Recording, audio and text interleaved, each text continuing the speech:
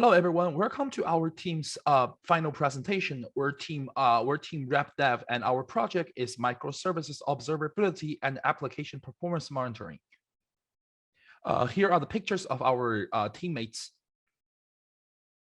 So a little bit recap on the goal for this project. The goal of our project was to use a microservice-based application and set up a CI/CD, means continuous integration and continuous deployment pipeline using Jenkins and Terraform to initializing the infrastructures.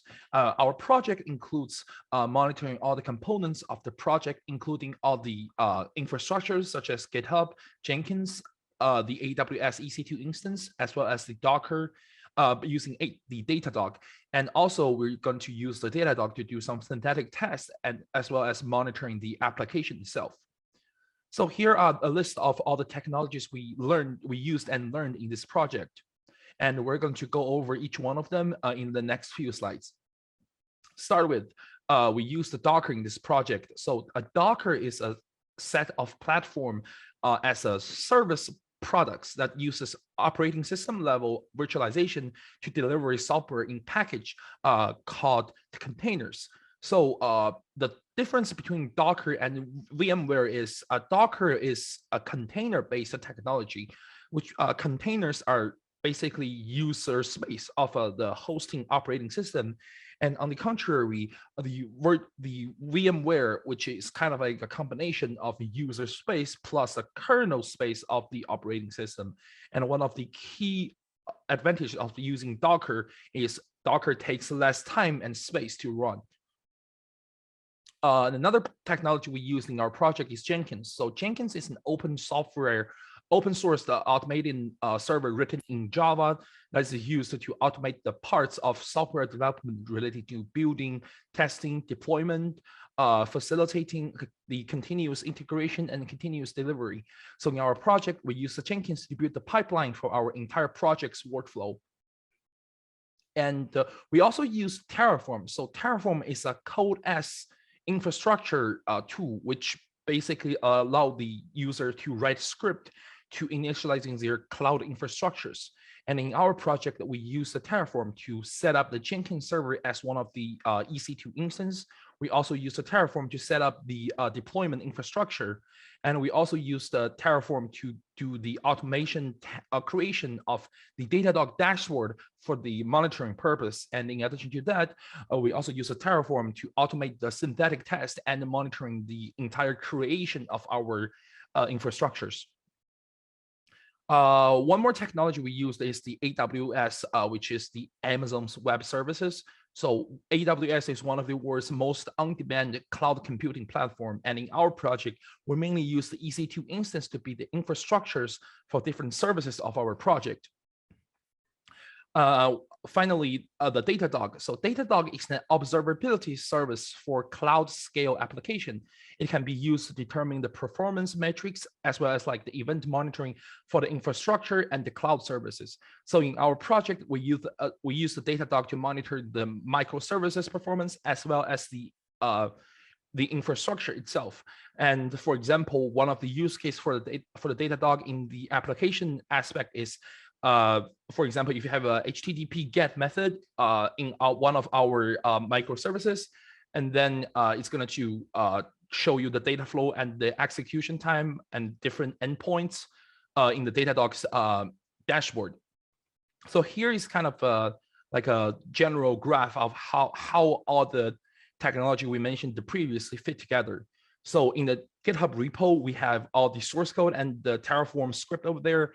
And once the GitHub repo changes, it triggers the Jenkins to execute the pipeline to build the infrastructure for the deployments as well as the Datadog for in terms of the monitoring part.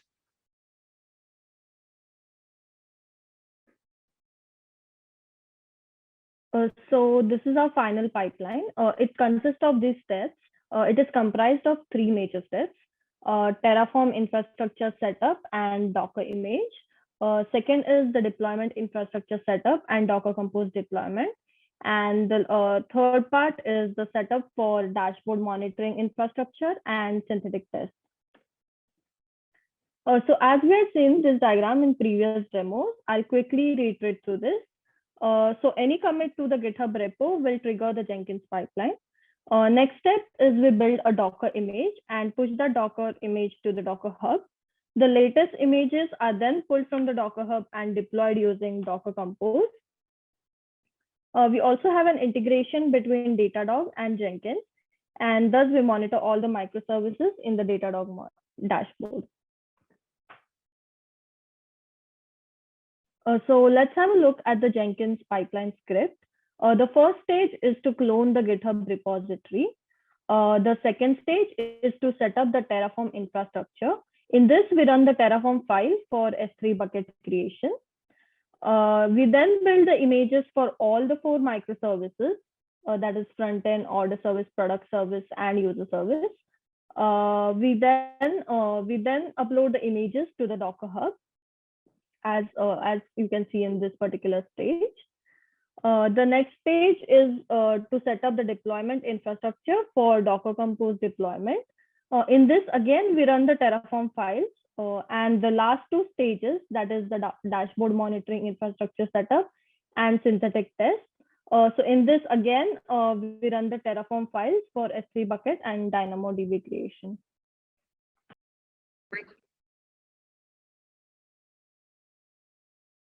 As Kirki mentioned, there are a total of 12 steps that must be taken by the developer to configure this entire project. We actually ran the setup from scratch before recording this video and found out that it took more than 40 minutes to configure the entire system. So which is the out of scope for this demo video, and we'll just be going through the commands at a quick glance, and I'll show you what it looks like in the end. Just a quick recap.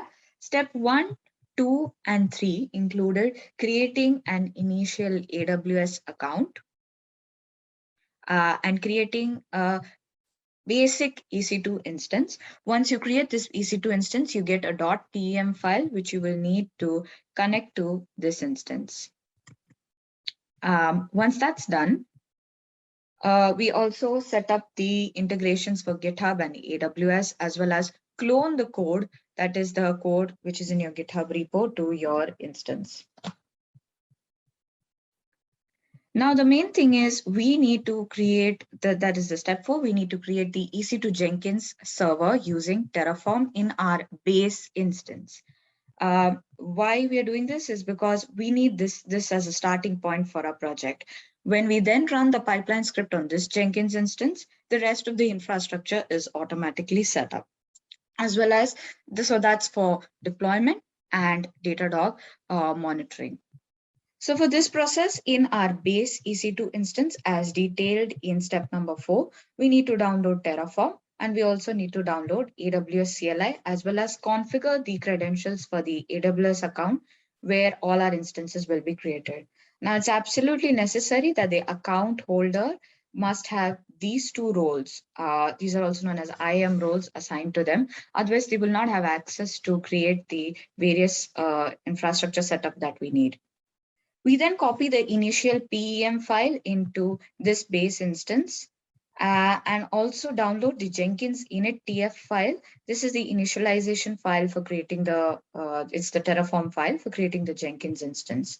Once these are all moved into our base instance, we then run the command Terraform init and Terraform apply.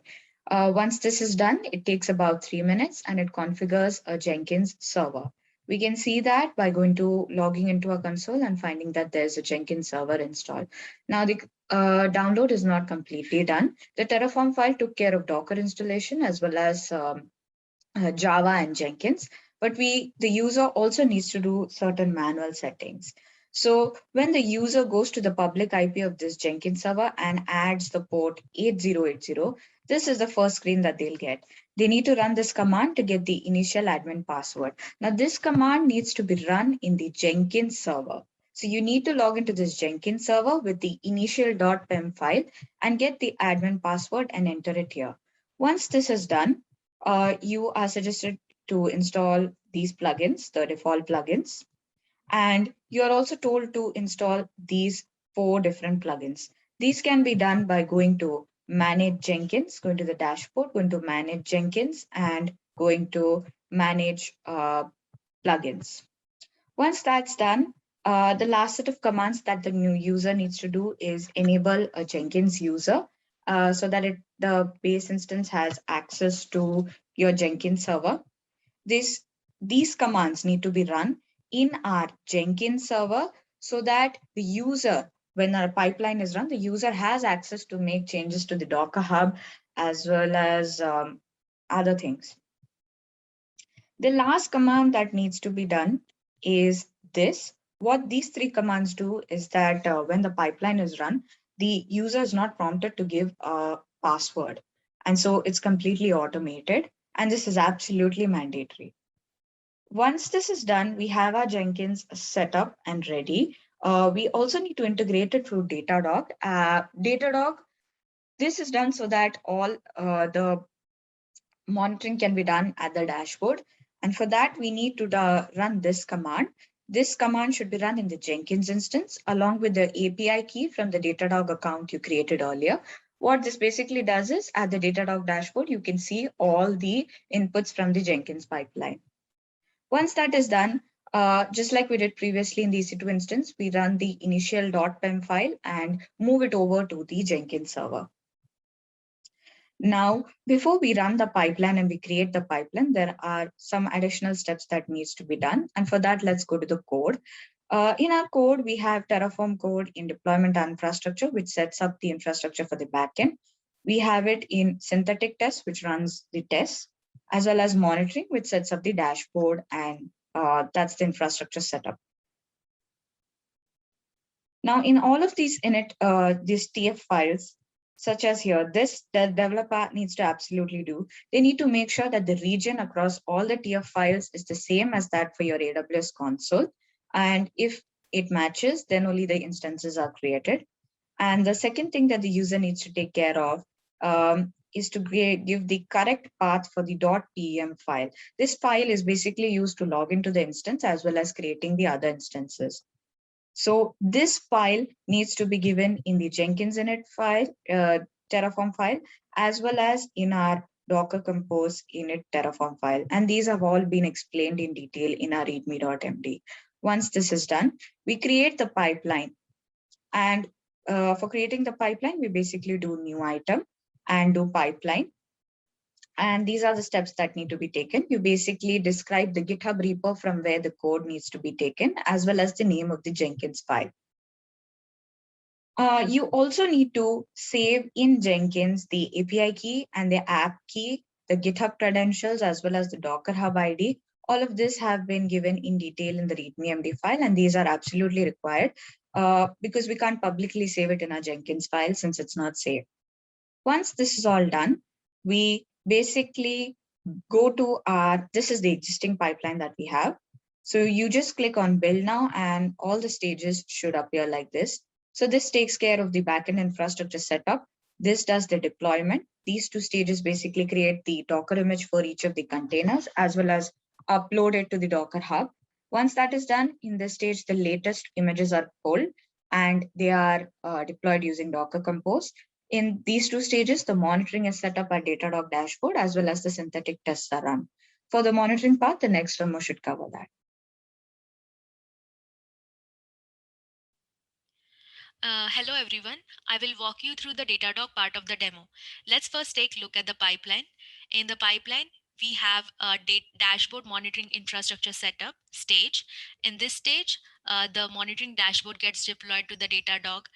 And in the synthetic test infrastructure setup stage, we deploy the synthetic test as well as the monitors into the Datadog. Now I'm going to give a short demo about how to deploy synthetic tests as well as monitors into the Datadog. Firstly, we need to run the script using the tool called Terraformer to import the monitor as well as the synthetic test. So this will help us to convert the monitors as well as the synthetic test into Terraform. As you see, I have added the exported Terraform file, that is the monitor as well as the synthetic code into the synthetic test.tf file and in the output.tf file. And after that, you need to just commit the code and do a git push.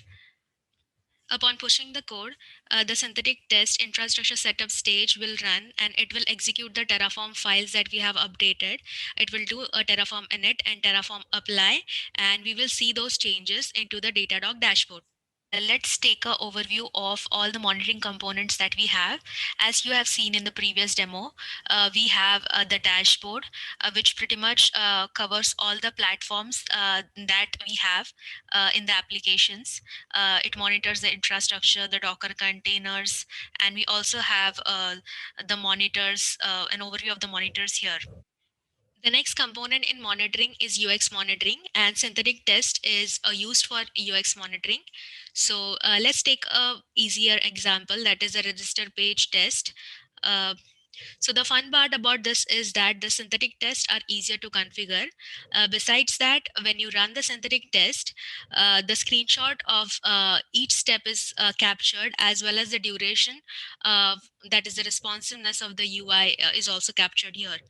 Besides that, this test runs over 3 browsers and around 160 locations. Monitors are like alerts. They help you to get alerts whenever a particular threshold is reached. You can do monitoring or create monitors based upon the services, on the infrastructure, on the host, on the Dockers. So we have created one monitor for checking that the running containers is, if it is less than 8, then we get an alert. If the host is not reporting, then we get an alert. If the AWS regions are experiencing any issues, we get an alert. If the error rate for any service, if it is high, then we get an error. So that is pretty much. We made some key decisions during the project. For tracing, we had initially planned to use OpenTelemetry, but later switched to the DTTrace library as this was integrated into Datadog and had minimal code changes. We just had to change the run command by preprinting DTTrace run. Also, we added some environment variables to configure it, but this was not required for tracing to work. We are using Jenkins as Datadog does not have support for CI/CD and is well integrated with Jenkins. We chose AWS for infrastructure as when we had started working on the project, we had planned to use EKS and we were also familiar with AWS. We had worked on deploying the application using Docker Compose and Kubernetes parallelly, but Kubernetes was very complex and we faced a lot of issues with container networking. These are the challenges we faced. We had to learn about Datadog, Terraform, Jenkins, and how it works. We had to configure the user roles for deployment. If not, it used to throw errors. While automating the Jenkins creation and setup, we had to install some dependencies for Terraform. We had budget limits for trying the AWS service. For future scope, we would like to reduce the hard-coded information. And there are some steps that need to be manually done now, which we would like to automate. This is a breakdown chart for the project. We had 216 points in total, and we were able to complete all of them. We would like to thank our mentors, Panath and Brian, and Professor Peter Desnoyers for the constant support and great learning experience throughout our project.